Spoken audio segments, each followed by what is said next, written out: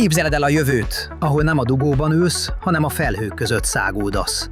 Ez már nem sci-fi. A Jetson One nevű személyi légijármű hamarosan valóság lehet. Méghozzá úgy, hogy a hírek szerint még csak jogsit sem kell hozzá szerezni. A kaliforniai Jetson cég fejlesztése, a Jetson One, egy egyszemélyes drónszerű szerkezet, ami forradalmasíthatja a közlekedést. A gyártó szerint kezelése rendkívül egyszerű. Egy gyors tanfolyam után bárki belecsaphat a levegőbe. Ez az ígéret rengeteg embert lázba hozott, rengeteg előrendelés érkezett már a világ minden tájáról. A cég első embere, Palmer Luckey, akit az Oculus VR megalkotójaként ismerhetsz, már teszteli is a gépet. Azonban itt jön a képbe a nagy kérdés, meddig száguldhatunk még szabadon a levegőben?